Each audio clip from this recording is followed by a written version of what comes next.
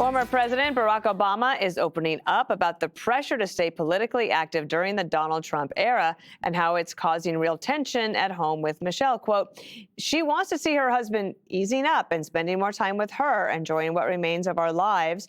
It does create a genuine tension in our household, and it frustrates her. Obama also admits if he went after Trump every single day, his impact would start to fade. Instead, it seems the former president is focused on the opening of his new presidential library that's happening next month, and he's bringing in a Jedi to help him spread the word. This isn't a monument to my legacy. It's a gateway to yours. The Obama Presidential Center is much more than a museum. It is an entire campus built to empower you. A place to come together, get inspired, and become a force for change. See what I did there? I saw that, sir. Harold, does the Democratic Party need Barack Obama to be involved politically right now, or would it be better to back off a little bit and let them have a fight? I think former presidents, they always have their say and always want to have a say. I think the president should stop complaining about having to travel privately to go talk about things that affect the public.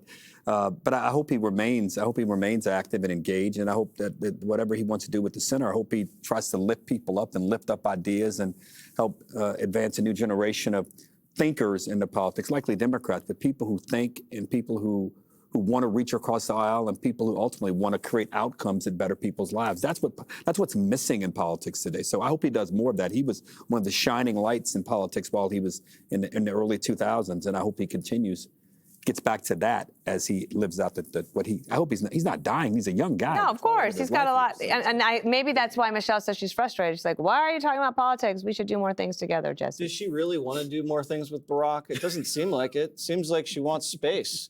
Give it to her. I don't understand this weird marriage. Never have, never will. Why is it my business? Why do I know more about their marriage than my own marriage?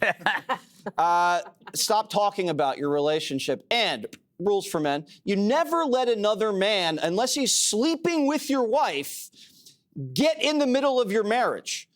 How are you going to let Donald Trump create tension in your marriage? Like, how is that possible? She's a woman. Unless they're sleeping together, which I doubt Trump is sleeping with Michelle, it should not cause any tension at all. Plus, you're rich. Go to Hawaii, have a drink, play a little golf. You have a private chef. Is he not in? You can get another private chef. Life is good. And he's got the library opening coming, Greg. Well, I think they should just call it the Death Star now that they have Mark Hamill there. Yeah, it just made me think, like, if you're really rich and live in Hawaii, you don't go to Hawaii. Where do you go? You stay in Hawaii. You stay in Hawaii. Look, we've diagnosed this issue before with Howard Stern and Jimmy Kimmel, other men who become neutered cucks, watching Trump have his way with their wives' mental health.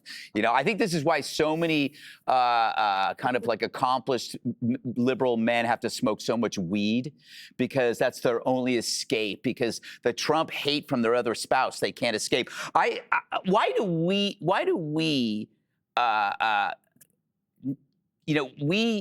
like Trump? We don't care that you hate Trump.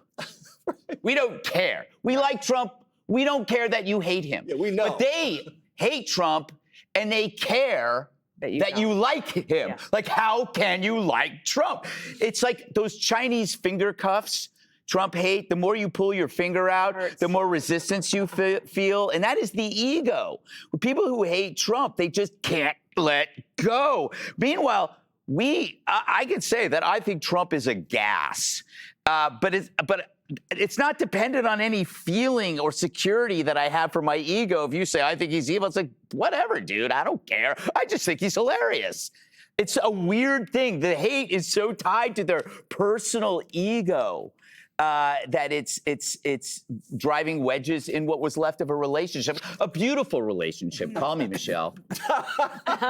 Kennedy, weigh in here. I don't think that Obama hates Trump. I think Obama has a crush on Trump. He likes. I think he lights up Yeah. like His He gets a favorite, it's kick his out of favorite it. uncle. It's his favorite uncle. he adores laughs. him. He radiates in Trump's light. He can't help it. And every time Trump makes a joke with him, as he does with everybody, Michelle sits there and crosses her arms and prunes up her face like someone next to her just cut wind. Yeah. And, you know, if that is the case, that there's so much tension because of Trump, then that is metastatic Trump derangement syndrome. And, you know, I agree with Jesse. I don't think Michelle Obama's like, please, Barack, come home. Won't you spend time with me? Because every chance she gets, she will book time on other people's podcasts to badmouth her husband. She can't stand his habits. She says that he's messy. She says that he's selfish. So I think she probably thanks God that they have that beautiful wedge driving them apart that is Donald J. Trump. Back to you, Dana. Be sure to like and subscribe for all the Fox News latest on YouTube and catch full shows streaming now on Fox One.